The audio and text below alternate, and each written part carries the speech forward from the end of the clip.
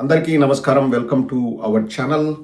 ఇందాకే ఒక 45 నిమిషాల క్రితం జనసేన వాళ్ళు ఒక లెటర్ రిలీజ్ చేశారండి. సేమ్ అలాంటి లెటర్ హెడ్ పైనే, అంటే మానసిక బలహీనతలు, లైంగిక వేధింపులు, వివాహేతర సంబంధాలపై మన పార్టీకి అంటగట్టాలని చూస్తారని చెప్పేసి ఒక లెటర్ హెడ్ ఉంటుంది కదా, అటువంటి లెటర్ హెడ్ పైనే ఒక మెసేజ్ రాశారండి.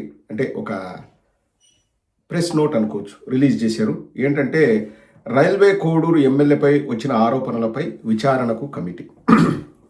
రైల్వే కోడూరు ఎమ్మెల్యే శ్రీ అరవ శ్రీధర్ ప్రసార మాధ్యమాలలో వచ్చిన వార్తలు, ఒక మహిళ చేసిన ఆరోపణలపై విచారణ చేయాలని పార్టీ రాష్ట్ర కార్యవర్గం నిర్ణయించింది.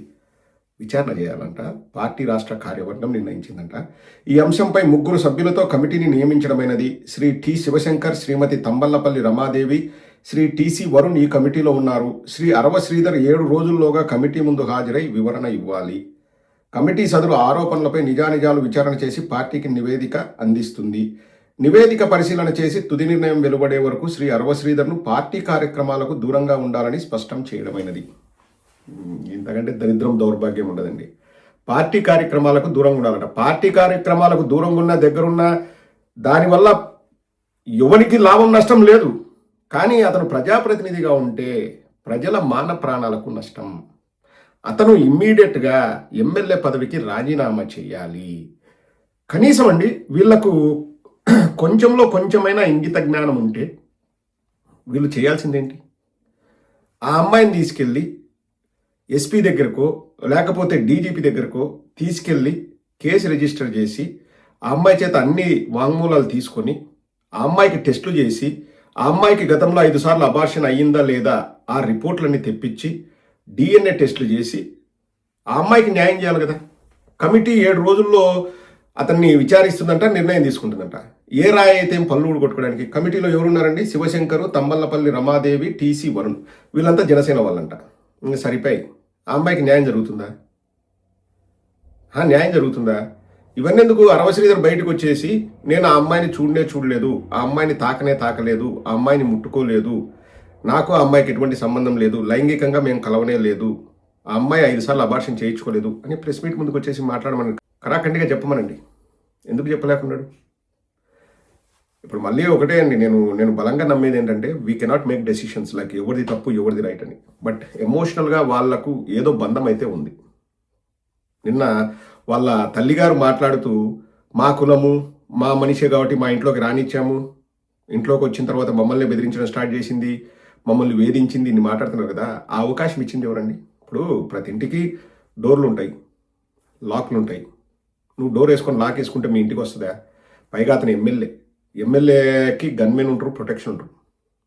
వాళ్ళని దాటుకుని అమ్మాయి రాగలిగే ధైర్యం చేస్తుందా ఏ మహిళ అయినా అండి? మీరు చనువిచ్చారు. ఎందుకు చనువిచ్చారు? అరవ శ్రీధర్ గారికి ఆమె దగ్గర ఏదో కావాల్సింది ఉంది కాబట్టి చనువిచ్చారు. అక్కడ ఏదో బంధం ఏర్పడింది. ఇప్పుడు నువ్వు నాకు అవసరం లేదు, 20 రోజుల కిందట నాకు అవసరం లేదు నువ్వు అని అతను అన్నాడని ఆవిడే చెప్తుంది. పార్టీ వాళ్ళకు తెలుసు. పార్టీలోని ఓఎస్డి ఏదో శ్రీరామో ఏదో చెప్పింది ఆవిడ. పవన్ కళ్యాణ్ ఓఎస్డి కూడా నేను టెక్స్ట్ చేసి చెప్పాను అని చెప్పింది. ఆ వీడియో కూడా నేను చేశాను కదా, మీరు చూసే ఉంటారు. కాబట్టి ఇంకా ఆ అమ్మాయికి న్యాయం జరుగుతుంది అనుకుంటారా?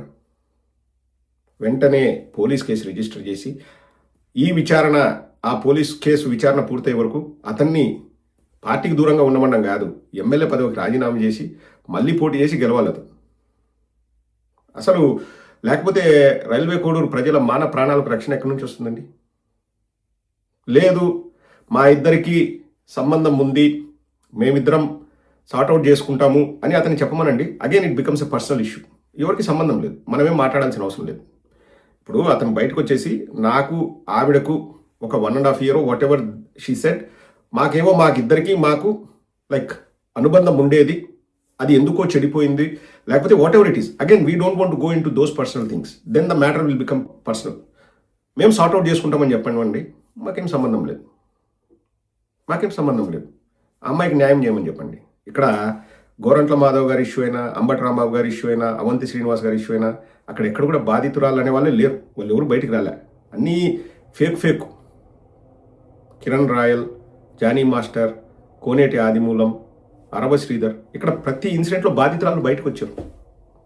ప్రజల్ని కూడా తేడా గమనించమని చెప్తున్నా. ఇక్కడ ప్రతి ఇన్సిడెంట్లో బాధితురాలు బయటకు వచ్చారు. ఇప్పుడు ఎంత దారుణంగా అండి, జనసేన వాళ్ళు ఆమెను ఎంత దారుణంగా తూలనాడుతున్నారంటే, ఎంతగా తిడుతున్నారంటే, ఇంకా ఆ తిట్లు భరించలేమండి. సోషల్ మీడియాలో నేను చూస్తున్నాను కదా, ఆ అమ్మాయి మీద నిందలు మోపి హనీ ట్రాప్ అది ఇది ఇంకా ఇంకా లకారాలు ముండ అని అది ఇది దారుణంగా తిడుతున్నారు ఆ అమ్మాయి. ఆ అమ్మాయి అంటే పవన్ కళ్యాణ్ ప్రకారం హిందూ మహిళకు ఇచ్చే గౌరవం ఇదేనా అండి? అంటే హిందుత్వం ఇక్కడ పనికిరాదా? హిందూ మహిళకు అన్యాయం జరిగితే నేను తట్టుకోలేను, ఎందుకంటే పవన్ కళ్యాణ్ ఫేవరెట్ హిందుత్వం మహిళ.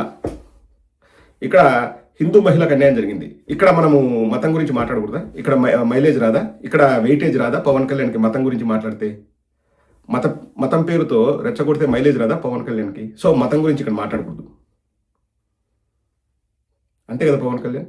ఎంత అవకాశవాది ఏంటండి. ఇక్కడ ఇంకొకటి కూడా అండి, నిన్న వాళ్ళ అమ్మతో పాటు ప్రెస్ మీట్లో ఒక అతను పాల్గొన్నాడు, తాతంశెట్టి నాగేంద్ర అనుకుంటా.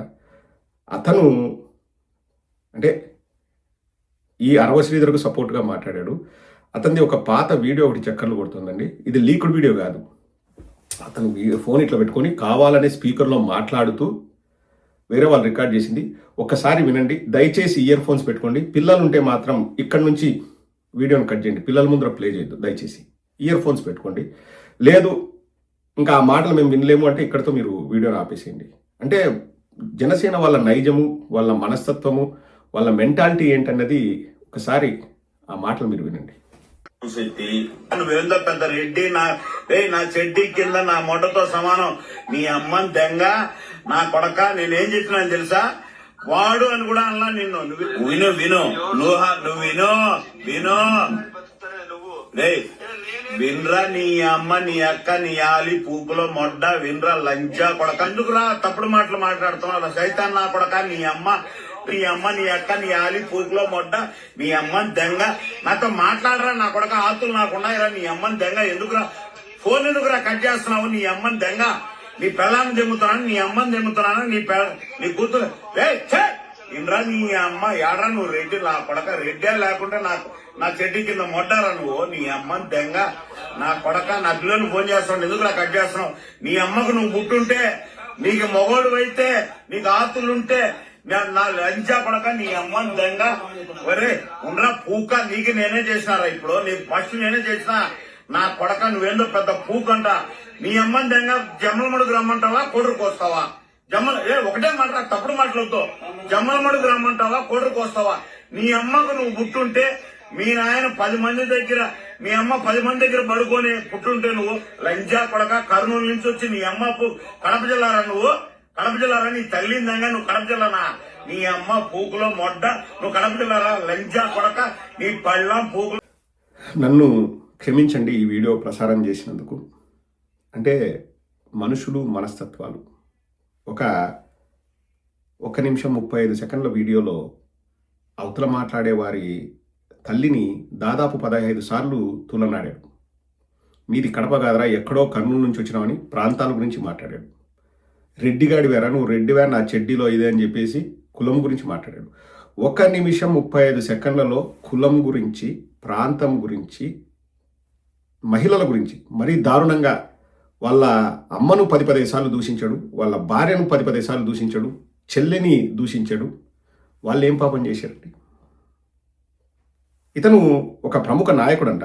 నిన్న అరవ శ్రీధర్కు వత్తాసు పలకడానికి ఇతను ప్రెస్ మీట్ పెట్టాడు. ఇది జనసేన పార్టీ. పవన్ కళ్యాణ్ వచ్చేసి ప్రవచనాలు చెప్తాడు. ఆడపిల్లకి ఏదైనా జరిగితే నా గుండె రగిలిపోతుంది, నేను తట్టుకోలేను, ఎందుకో నాకు తెలియదు, చెండాలు వలిసేస్తాను, పొర్లిచ్చి కొడతాను, లేపి కొడతాను, పడుకోబెట్టి కొడతాను, కుక్కల వ్యాన్ ఎక్కించి కొడతాను, చెప్పు తీసుకొని కొడతాను, మట్టిలోకేసి పిసుకుతాను, మట్టి కొట్టుకొని పోతారు, ఆ యోగి ఆదిత్యనాథ్ స్టైల్లో చేస్తాను. ఇప్పుడు యోగి ఆదిత్యనాథ్ స్టైల్లో ఏమైందండి? బెత్తం దెబ్బలు ఏమైనాయి? కొరడాలు తీసుకొని చెమడాలు వలచడాలు ఏమైంది? కమిటీ వేస్తావా? ఆ కమిటీలో మొత్తం జనసేన వాళ్ళు ఉంటారా? ఇటువంటి వాళ్ళు వత్తాసు పలుకుతారా అతనికి? ఇంకా ఆ మహిళకు న్యాయం జరుగుతుందండి? నేను మళ్ళీ చెప్తున్నానండి, ఇన్నిసార్లు ఎందుకు చెప్తున్నాడు? పవన్ కళ్యాణ్ పైన కక్ష ఉందా? అది కాదండి. He is the most inefficient politician and at the same time most dangerous అండి. ఏ ఎండకు ఆ గొడుగు, కులాల వల్ల ఉపయోగం ఉందంటే కులాలను వాడుకుంటా, మతాల వల్ల ఉపయోగం ఉందంటే మతాల్ని వాడుకుంటా. ఇప్పుడు ఏ పార్టీకైనా సిద్ధాంతాలు అన్నవి అవి పిల్లర్స్ లాంటివండి. పవన్ కళ్యాణ్ సిద్ధాంతం ఏంటండి? ఎక్కే సంఖ దిగే సంఖ, ఆ గొడుగు ఈ గొడుగు, ఆ వింగు ఈ వింగు సెంటరు. ఏది పవన్ కళ్యాణ్ సిద్ధాంతం అండి? పవన్ కళ్యాణ్ సిద్ధాంతం ఇదే అని ఒకటి ఉండాలి కదా. 15 ఏళ్ళు ఊడిగం చేస్తా చంద్రబాబుకు, ఇదే కదండి పవన్ కళ్యాణ్ సిద్ధాంతం ఏముంది అంటే? పవన్ కళ్యాణ్కి ఆ నమ్మకం కలిగించింది కూడా ప్రజలండి. అంటే ఇప్పుడు నేను కులభావం పెంచుకోండి అంటే కులభావం పెంచుకొని నాకు ఓట్లు వేసినారు గొర్రెలు, నేను ఏం చెప్తే వాళ్ళు నమ్ముతారు. నెక్స్ట్ మతభావం మీద గేమ్ ఆడతా నెక్స్ట్ 5 ఏళ్ళు. అంటే ఏంది? ఆడబిడ్డను ఇది ఇవ్వకపోయినా మతం పేరు చెప్తే మీరు ఓటేయాలంట. నిరుద్యోగ భృతి ఇవ్వకపోయినా మతం పేరు చెప్తే మీరు ఓటేయాలంట. లేకపోతే రైతులకు ఏం జరగకపోయినా మతం పేరు చెప్తే మీరు ఓటేయాలంట. గ్యాస్ సిలిండర్లు ఇవ్వకపోయినా మతం పేరు చెప్తే మీరు ఓటేయాలంట. షణ్ముఖ వ్యూహం అని చెప్పినా అది జరగకపోయినా మతం పేరు చెప్తే మీరు ఓటేయాలంట. నియోజకవర్గంలో 500 మందికి 10 లక్షలు ఇస్తే సంవత్సరానికి అన్నాడు, అది ఇవ్వకపోయినా మతం పేరు చెప్తే మీరు ఓటేయాలంట. అతను రోజు హెలికాప్టర్లలో మీ డబ్బుతో విమానాల్లో తిరిగినా ఆయన మతం పేరు చెప్తే మీరు ఓటేయాలంట. పోనీ అదే మతానికి సంబంధించిన మహిళ బాధపడుతుంటే ఇక్కడ మతం సంబంధం లేదు, ఇక్కడ మతాన్ని మనం తీసుకురాకూడదు, ఇక్కడ వెయిటేజ్ రాదు మనకి. వారే వా Pawan Kalyan, hats off to you Pawan Kalyan. నీ డబుల్ స్టాండర్డ్స్కి, నీ ద్వంద్వ నీతికి, నీ రాజకీయ చతురతకి, నీ అవకాశవాద రాజకీయాలకు, నిస్సిగ్గుతనానికి, విశృంఖలత్వానికి, విపరీత పోకడలకు hats off. Pawan Kalyan hats of.